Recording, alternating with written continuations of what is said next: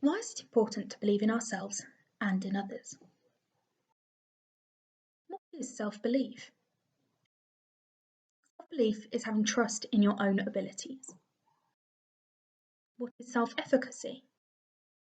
Self-efficacy is people's beliefs about their capabilities to exercise control over their own activities.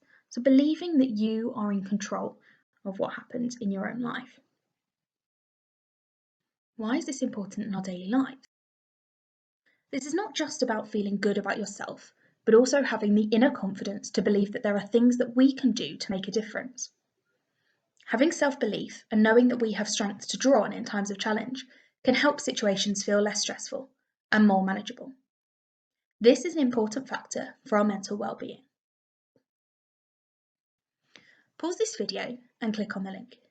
If you can't access it, try and find online a version of the story The Hare and the Tortoise.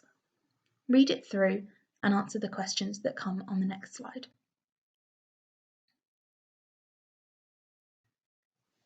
Once you've listened to or read the story, consider the following questions. Why did the tortoise succeed? Is he really faster than the hare?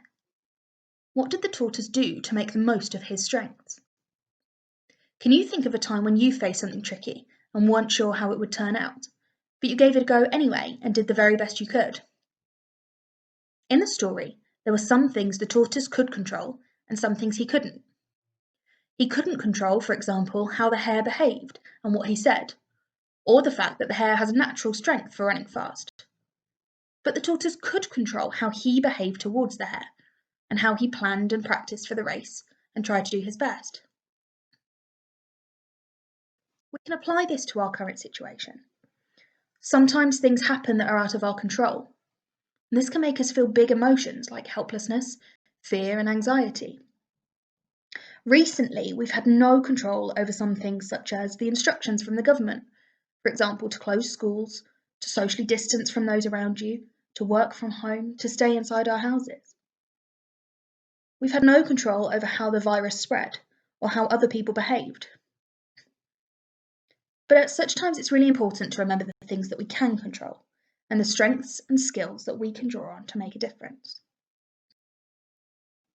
At the moment, there are so many aspects of our lives which are no longer things we can control. Our anxiety levels rise when we feel we're losing a grip on the things we usually can maintain and change. A little activity called the circle of control. This concept is really simple. We ask ourselves 3 questions. 1. What is overwhelming me? 2. What parts of that are out of my control? 3. What am I in control of that might help me to manage these feelings? Pause the video and really start to consider these 3 questions.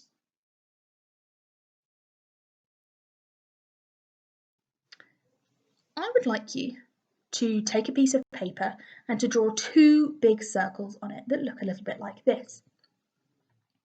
In the middle of the first circle, I'd like you to write the things that are within your control. So think back to what you wrote on the next slide and think about what things can you control? What things are you in charge of? So that's things like whether you stay in your own house, how many times a day you wash your hands, how closely you follow the government guidelines, how often you do your schoolwork, how much you look after your friends and your family in this time. In the outer circle, I'd like you to write the things that are out of your control. So that might be things like whether or not other people follow those guidelines, how quickly the virus is spreading, what the government is telling us to do at this point.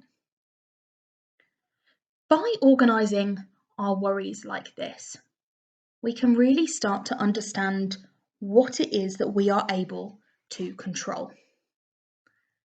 It doesn't stop us being worried about these things, but the things that are out of our control are just that, out of our control. They're things that we cannot change. And if we can't change them, we just need to learn to let them go. They're still there, but they're not things that we can put energy into solving. The things that we can pour our energies into are those things in the inner circle, the things which are within our control, the things that we can change. I'd like you to stop this video and make sure your circles are filled in and really have a look at them and see how you can use this activity to start managing some of those feelings of fear or worry that you might be experiencing at the moment.